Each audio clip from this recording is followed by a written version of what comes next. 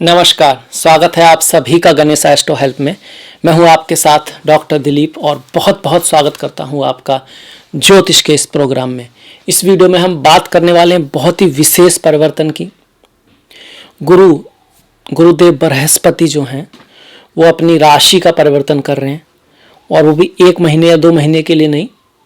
20 नवंबर को वो कुंभ राशि में जाएंगे, मकर राशि में, अपनी नीच की राशि से निकलकर। जब कोई ग्रह अपनी नीच की राशि से निकलता है तो अच्छा होता है। कुंभ राशि में जाएंगे 20 नवंबर को और फिर वहाँ 20 नवंबर के बाद से देखिए नवंबर, दिसंबर, जनवरी, फरवरी, मार्च, अप्रैल, इतने सारे महीने वो वहीं पर रहने वाले हैं 12 अप्रैल तक। तो काफ़ी लंबा परिवर्तन है, इसलिए बहुत ही इंपॉर्टेंट है, बहुत ही महत्वपूर्ण है। इसका असर काफ़ी लंबे समय तक रहेगा। जब गोचर की बात आती है तो राहु, शनि और गुरु, इन तीनों का गोचर बहुत महत्वपूर्ण हो जाता है। तो इस वीडियो में यही बात करेंगे कि आपके लिए, वृषभ वालों के लिए जो गुरु का गोचर है वो क्या लेकर आए, जीवन के किस क्षेत्र में क्या बदलाव आ सकते हैं, हम अपनी तरफ से क्या कर सकते हैं। देखिए, सबसे पहले तो जब किसी ग्रह का गोचर होता है वो किस भाव में हो रहा है ये इंपॉर्टेंट है। इसके साथ साथ वो किस राशि में हो रहा है ये भी इंपॉर्टेंट है। तो राशि की बात करें तो मकर मतलब नीच की राशि में थे, अब कुंभ में जा रहे हैं, नीचत्व से दूर जा रहे हैं, नीचत्व से बाहर निकल रहे हैं, तो बहुत अच्छी बात है। दूसरा, अगर आपने कुंभ राशि का चित्र देखा है तो उसमें एक व्यक्ति है जो घड़ा लिए हुए है और पानी जो है वो डाल रहा है। पानी लगभग खत्म हो चुका है, वो सारा भीगा हुआ है और पानी भी है, तो कहीं ना कहीं जल दिखाई देता है। इसीलिए कई शास्त्रों में ऐसा मिलता है कि कुंभ में गुरु बहुत अच्छा करते हैं, तो एक अच्छी राशि में जा रहे हैं। भले ही ये वायु तत्व की राशि हो, पर यहाँ पर गुरु अच्छा करते हैं। और यहाँ पर एक गुरु का नक्षत्र भी रहता है, पूर्व भद्रपदा, उसके 3 चरण जो हैं इसी राशि में रहते हैं, कुंभ में। तो 2 पॉजिटिव बातें होंगी, एक तो नीचत्व से बाहर आ रहे हैं, दूसरा कुंभ में जा रहे हैं, और तीसरा मार्गी रहेंगे। पहले समय काफी समय तक वक्री भी थे, मार्गी वक्री, इस समय वो मार्गी रहने वाले हैं, तो अपना सही रिजल्ट देंगे, डायरेक्ट रिजल्ट देंगे। जब कोई ग्रह वक्री होता है मतलब टेढ़ा मेढ़ा, सीधा नहीं, पीछे वापस जा रहा है, अब आगे जा रहे हैं, सीधे जा रहे हैं, तो अच्छा रिजल्ट लेकर आएंगे। इसके बाद आएगा कि कहाँ पर है, किन भावों के स्वामी हैं, कहाँ बैठे हैं, वो सब चीजें। तो 10वें भाव में गोचर आपका दिखता है। देखिए, ये जो 11 नंबर है ना, ये दिखाता है कि यहाँ पर कुंभ राशि है, एकादश राशि, और भाव ये 10 है। भाव 10 क्यों है? क्योंकि ये पहला भाव होता है जहाँ 2 नंबर लिखा है। आपकी 2 नंबर की राशि है ना, मेष के बाद वृषभ आती है, यहाँ पर पहला भाव है ये दूसरा है, तीसरा, चौथा, 5वां, 6ठा, 7वां, 8वां, 9वां, 10वां। तो 10वें भाव में कुंभ राशि में गुरु बैठे हैं। गुरु 2 राशियों के मालिक होते हैं, धनु और मीन। धनु को 9 नंबर से, क्योंकि 9वीं राशि है काल पुरुष की, और मीन को 12 नंबर से, क्योंकि काल पुरुष की जो आखिरी राशि है वो मीन है। तो 9 नंबर यहाँ पर है आपका। तो कौन सा भाव हुआ? 1, 2, 3, 4, 5, 6, 7, 8। 8वें भाव के स्वामी हुए आपके लिए गुरु, और ये 8वां भाव था। 9, 10, 11, और 11वें भाव में देखिए 12 नंबर है जो मीन राशि को दिखाता है। तो आपके लिए अष्टमेश और एकादश होकर गुरु 10वें में आ रहे हैं। बहुत ज्यादा कारक ग्रह नहीं है। अष्टमेश जो है उतार चढ़ाव लाता है, पर एकादश लाभ भी लाता है, धन, इच्छा पूर्ति को भी करता है, फ्रेंड्स, नेटवर्किंग, ये सब दिखाता है। तो कहीं ना कहीं नेटवर्किंग बढ़ने वाली है, फ्रेंड्स बढ़ सकते हैं, नेटवर्किंग से आपको लाभ हो सकता है, आपकी कुछ इच्छाएं पूर्ण भी हो सकती हैं, क्योंकि एकादश का स्वामी 10वें में आ रहा है। अच्छी बात है, आर्थिक स्थिति के हिसाब से, कैरियर के हिसाब से, पोस्ट पोजीशन के हिसाब से अच्छी बात है।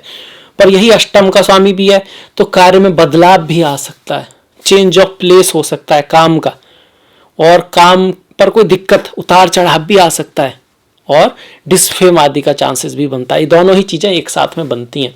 अब डिपेंड करेगा जन्मपत्री में ग्रहों की स्थिति कैसी है और कैसे ग्रह गुरु को देख रहे हैं, वहां पर उसकी कैसी स्थिति है। ये तो हुआ कि वो जिन भावों का स्वामी है, अब जहां बैठा है 10वें में गुरु, बहुत आप कह सकते हो ठीक ठीक है, बहुत ग्रेट भी नहीं है। ठीक ठीक क्यों है कि काम तो बनाए रखते हैं, क्योंकि ये काम का ही भाव है, पद प्रतिष्ठा प्रमोशन, समाज में स्थिति का भाव है। तो समाज में आपकी जो कह सकते हो यश है, फेम है, उसको तो बना के रखते हैं, पर हार्डवर्क बहुत कर लेते हैं, और बहुत सारे एफर्ट के बाद चीज़ों में सफलता मिलती है, इतनी आसानी से नहीं मिलती है। और थोड़ा सा आपको मेटेरियल, भौतिकता की तरफ ज़्यादा बढ़ाते हैं, जबकि गुरु जो हैं आध्यात्मिकता के लिए ज़्यादा अच्छे ग्रह हैं। तो इस तरह से आप उसको देख सकते हैं। अब गुरु की दृष्टियां यहाँ से कौन सी रहेंगी? गुरु की 3 दृष्टियां हैं, 5वीं, 7वीं और 9वीं। तो पांचवी दृष्टि अगर यहाँ से गिने तो 1 2 3 4 5 द्वितीय भाव पर, 6 7 सातवीं दृष्टि आपके चतुर्थ भाव पर, 8 9 नौवीं दृष्टि आपके छठे भाव पर पड़ेगी। ये पहला भाव है ना, तो ये दूसरा भाव हुआ, 3 4 ये चौथा हुआ, 5 6 ये छठा हुआ। तो द्वितीय भाव पर, चतुर्थ भाव पर और छठे भाव पर आपकी दृष्टि पड़ने वाली है गुरु की। गुरु की दृष्टि जहां पर पड़ती है वहां शुभ करती है और बढ़ोतरी करती है उस चीज में। अब धन के भाव पर पड़ी है तो धन के लिए अच्छी है, धन को बढ़ाएगी, कहीं ना कहीं से इनकम होगी, काम भी बढ़ाएगी। वाणी पर है तो आपकी वाणी का, अगर आपका कार्य, आप टीचर हैं, आप कंसल्टेंट हैं, कोई भी ऐसा काम है, आप सेल्स में है, मार्केटिंग में है, जहां पर वाणी का इंपॉर्टेंस है तो आपके लिए बढ़िया रहेगा।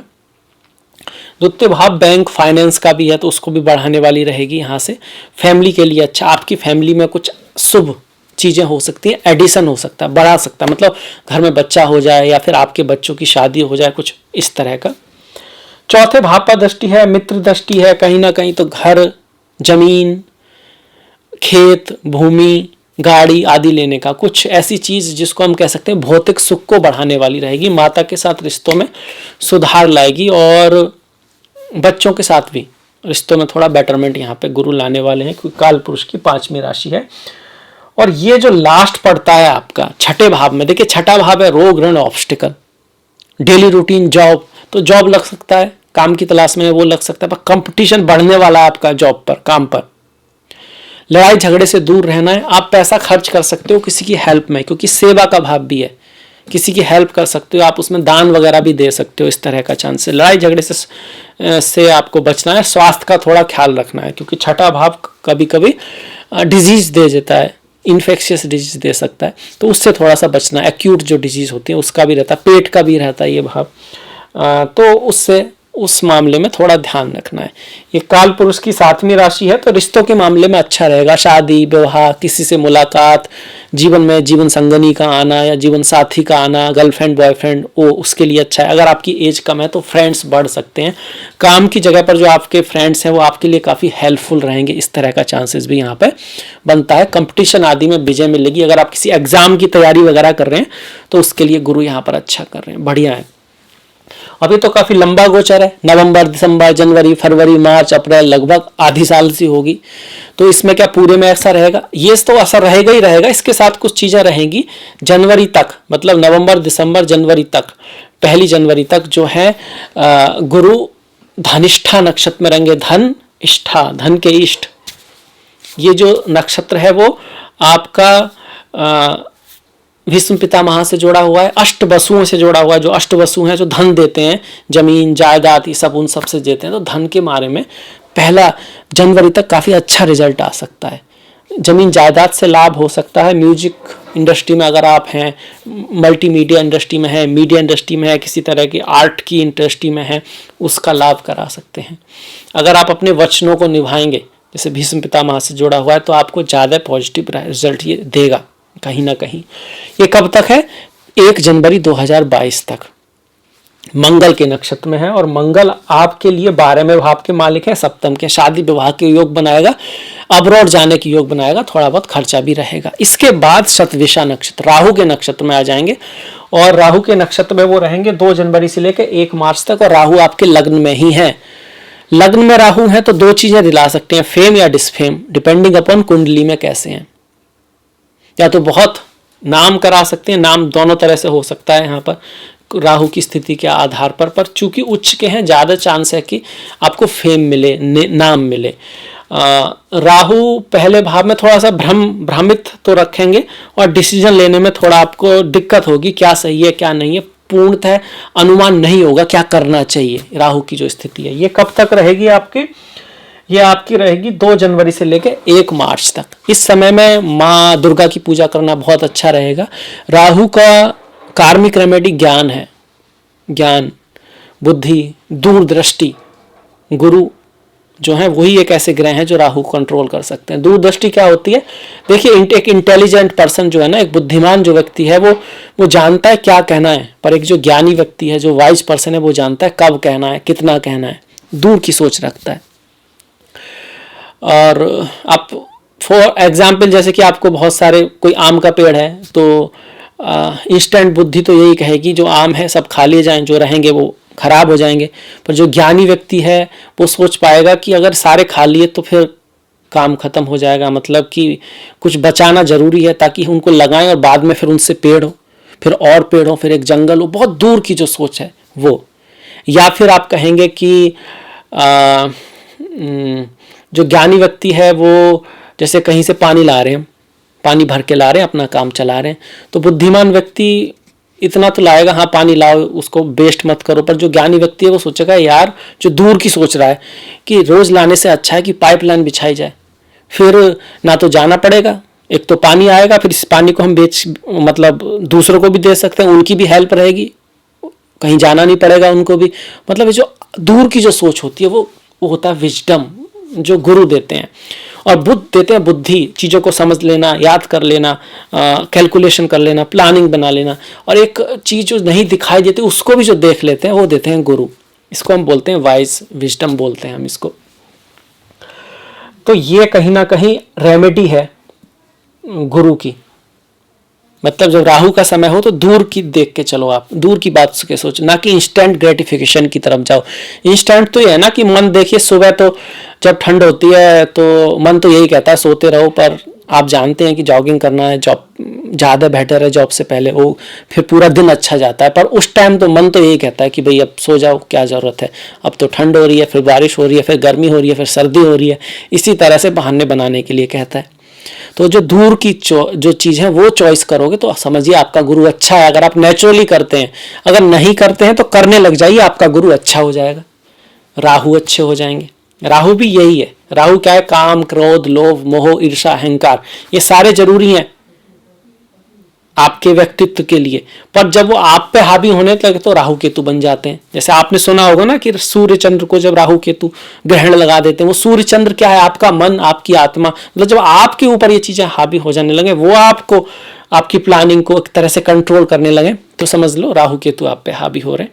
तो ये राहु केतु की रियल रेमेडी। इसके साथ साथ माँ दुर्गा की पूजा, गरीब लोगों की सहायता करना, और नारियल आदि का भी रेमेडी लोग करते हैं कि अपने ऊपर से 21 बार 11 बार एंटी क्लॉकवाइज उतार के पानी में बहाना, बहाते वक्त उसको देखना नहीं चाहिए। ये सब चीज़ें जो हैं वो भी हैं, पर कार्मिक रेमेडी बहुत ज़्यादा महत्वपूर्ण है, तभी ये रेमेडी का भी कोई असर आपको दिखाई देगा।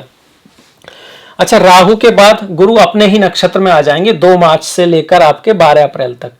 इस नक्षत्र में तो वो 29 अप्रैल तक रहेंगे, पर कुंभ में रहेंगे 12 अप्रैल तक ही। 12 के बाद वो मीन राशि में चले जाएंगे, क्योंकि हर एक नक्षत्र के 4 चरण होते हैं, तो 3 चरण कुंभ में है, आखिरी चरण जो है मीन में है।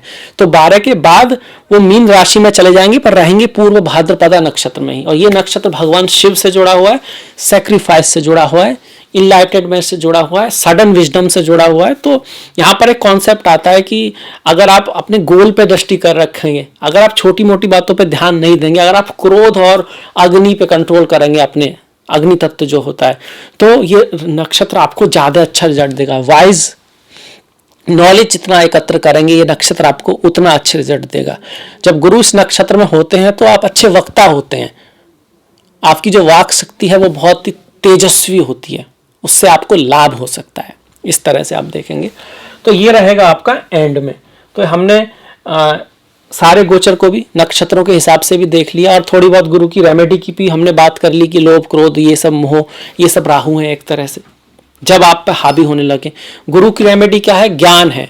गुरु मतलब लाइट, प्रकाश की नॉलेज जो है ना, जो प्रकाश है, उससे हम गुरु को जोड़ते हैं।